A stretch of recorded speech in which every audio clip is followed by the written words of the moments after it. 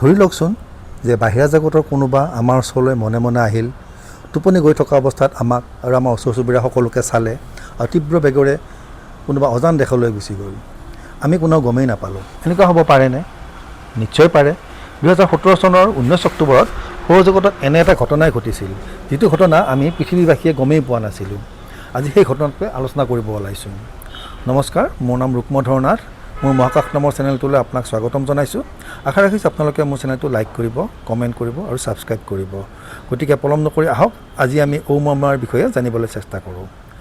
2017 চনৰ 19 অক্টোবৰত সৌৰজগতত এটা ঘটনা ঘটিছিল, যিটো ঘটনা আমি পৃথিৱীবাসীৰ বাবে এটা সাংঘাতিক ঘটনা আছিল। কিবা এটা কেতিয়াও নেদেখা বস্তু, যাক হাৱাইত থকা পেন ষ্টাৰ্ছ নামৰ টেলিস্কোপৰ সহায়ত দেখা গৈছিল। বস্তুটো সূৰ্যৰ একাষেৰে আহি অন্য কাষেৰে তীব্ৰ বেগেৰে পাৰ হৈ গুচি গ'ল। আচলতে ঘটনাটো 40 দিন আগতেই ঘটিছিল, 2017 চনৰ 9 ছেপ্টেম্বৰত, আৰু 40 দিন পিছত ই বহুত দূৰলৈকে আঁতৰি গৈছিল। আৰু তেতিয়াহে পেন ষ্টাৰৰ দৰে এটা টেলিস্কোপৰ সহায়ত আমি ইয়াক প্ৰথমবাৰৰ বাবে প্ৰত্যক্ষ কৰোঁ।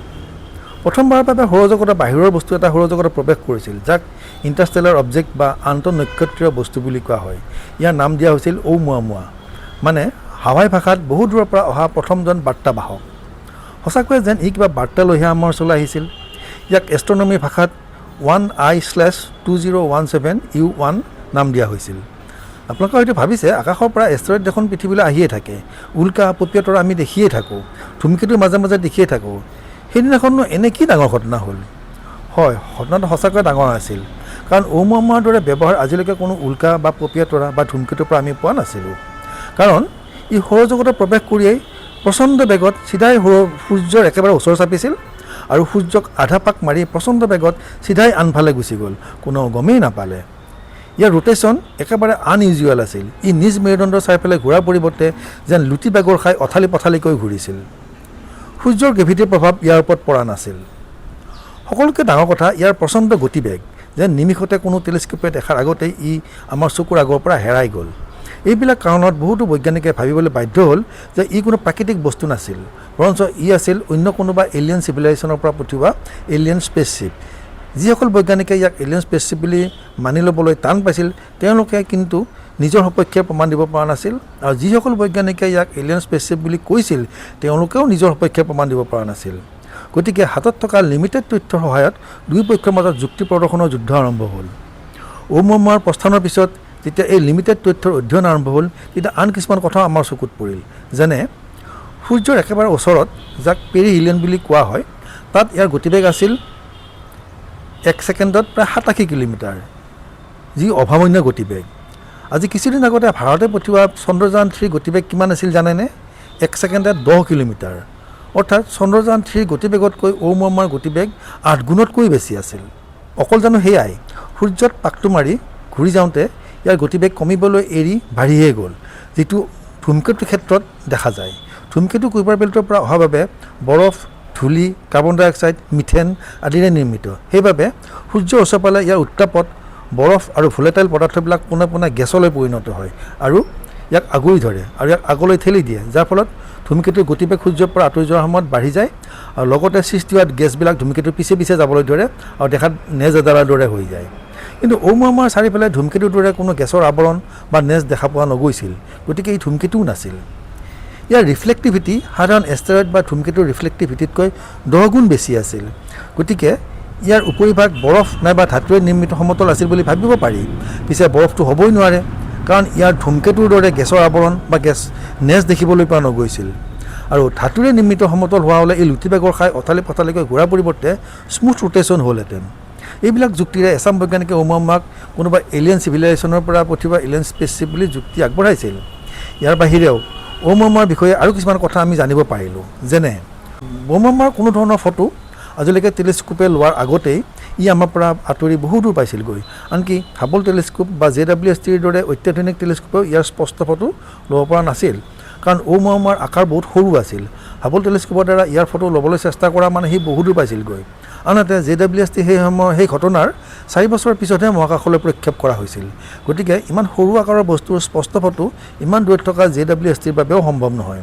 গতিকে ইয়াৰ আকাৰ কেনেকুৱা হ'ব পাৰে, সেইটো বিভিন্ন ছিগনেল ইয়ালৈ পঠিয়াই প্ৰতিফলিত তৰংগ অধ্যয়ন কৰি ইয়াৰ আকাৰ চেপেটা আৰু দীঘল নাইবা এডাল চিগাৰৰ দৰে বুলি অনুমান কৰা হৈছিল যে দীঘলে ই প্ৰায় 100 পৰা 800 মিটাৰ আছিল আৰু বহলে প্ৰায় 35 পৰা 167 মিটাৰ আছিল আৰু ইয়াৰ থিকনেছ কেৱল 19 মিটাৰ মানহে আছিল ই হাইপাৰবলিক ট্ৰেজেক্টৰী মানে অতিবৃত্তাকাৰ পথেৰে সূৰ্যৰ একাষেৰে আহি অন্য কাষেৰে তীব্ৰ বেগেৰে পাৰ হৈ গুচি গ'ল সৌৰজগতৰ গ্ৰহ এষ্টেৰইড ধূমকেতু সকলো বস্তুৱেই এটা নিৰ্দিষ্ট কক্ষপথেৰে সূৰ্যক এক নিৰ্দিষ্ট সময়ৰ ব্যৱধানত পৰিক্ৰমা কৰে কিন্তু ওumuamua লগত এইবিলাক নিয়ম নাখাটিল অনুমান কৰা মতে ওumuamua লাইৰা কনষ্টেলেশ্যনৰ ভেগা ষ্টাৰৰ ফালৰ পৰা অহা এটা অবজেক্ট আশা কৰা মতে 2038 চনত সৌৰজগত পাৰ হৈ সূৰ্যৰ পৰা 120 এষ্ট্ৰনমিকেল ইউনিট দূৰত্বত ইণ্টাৰষ্টেলাৰত প্ৰৱেশ কৰিব অৰ্থাৎ সূৰ্যৰ আটাইতকৈ ওচৰৰ স্থান যাক পেৰিহিলিয়ন বুলি কোৱা হয় তাৰ পৰা সৌৰজগতৰ শেষ সীমা হেলিঅ'পজলৈ এই 120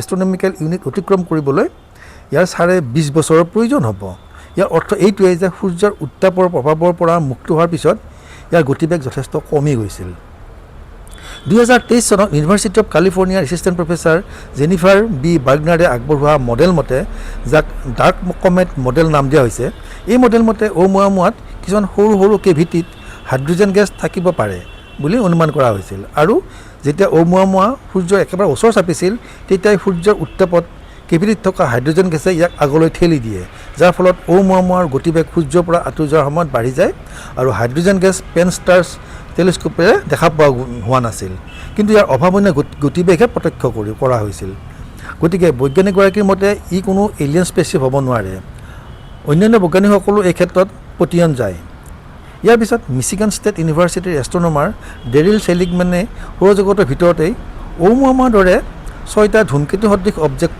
প্ৰত্যক্ষ কৰে অনুমান কৰা মতে এইকেইটা ইণ্টাৰষ্টেলাৰ অবজেক্ট এইকেইটা এসময়ত সূৰ্যৰ যেতিয়া ওচৰ পাব তেতিয়া হয়তো ইণ্টাৰষ্টেলাৰ অবজেক্টৰ বিষয়ে আমি কিছু নতুন নতুন কথা জানিব পাৰিম সঠিক সময়ত আমি ওumuamuaৰ উপস্থিতিৰ বিষয়ে আমি গম নোপোৱাৰ বাবেই ওumuamuaৰ দৰে ইণ্টাৰষ্টেলাৰ অবজেক্টৰ অধ্যয়ন কৰাৰ সুযোগ আমি হেৰুৱাবলগীয়া হ'ল কিন্তু ওumuamuaই আমাক সজাগ কৰি থৈ গ'ল এতিয়াৰ পৰা পুনৰ এনেকুৱা ইণ্টাৰষ্টেলাৰ অবজেক্টৰ উপস্থিতি লগে লগে আমি যাতে গম পাওঁ আৰু তৎক্ষণাত আমি যাতে ইয়াৰ অধ্যয়ন আৰম্ভ কৰিব পাৰোঁ সেই উদ্দেশ্য আগত ৰাখি নতুন নতুন টেলিস্কোপ বা অবজাৰভেটৰী নিৰ্মাণৰ ব্যৱস্থাৰ কাম ইতিমধ্যে হাতত লোৱা হৈছে উদাহৰণস্বৰূপে প্ৰজেক্ট লাইৰা নামৰ স্পেচক্ৰাফ্ট এটাৰ নিৰ্মাণ যাৰ দ্বাৰা ওumuamuaৰ সমান গতিবেগ আহৰণ কৰি ওumuamuaৰ দৰে ইণ্টাৰষ্টেলাৰ অবজেক্টৰ পিছে পিছে খেদা দ্বিতীয় এটা উপায় হিচাপে ভেৰা চি ৰুবিন অবজাৰভেটৰী নামৰ এটা লেবৰেটৰী নিৰ্মাণ যাৰ নিৰ্মাণৰ কাম প্ৰায় শেষ হওঁ ইয়াৰ দ্বাৰা নিশাৰ ভাগত কোনো হাৰি যাব নোৱাৰাকৈ গোটেই আকাশখনৰ বিভিন্ন অংশ স্কেন কৰি এখন মেপ প্ৰস্তুত কৰা হ'ব যিখন মেপৰ নাম দিয়া হ'ব legacy survey of space and time 3 নম্বৰটো হ'ল ইউৰোপিয়ান স্পেচ এজেঞ্চিৰ দ্বাৰা প্ৰস্তুত কৰা আন এটা টেলিস্কোপ যাৰ নাম দিয়া হৈছে কমেট ইণ্টাৰচেপ্টৰ মিছন ইয়াক 2029 চনত লঞ্চ কৰা হ'ব আৰু ইয়াক সূৰ্যৰ লেগ্ৰেঞ্জ পইণ্ট L2ত ৰখা হ'ব য'ত JWSTক ইতিমধ্যে স্থাপন কৰা হৈছে আশা ৰাখিলোঁ আমি এদিন ওumuamuaৰ দৰে ইণ্টাৰষ্টেলাৰ অবজেক্টৰ সম্পূৰ্ণ জ্ঞান আহৰণ কৰিব পাৰিম এইখিনি কৈয়ে আজিৰ এপিছডটোৰ সামৰণি মাৰিলোঁ নমস্কাৰ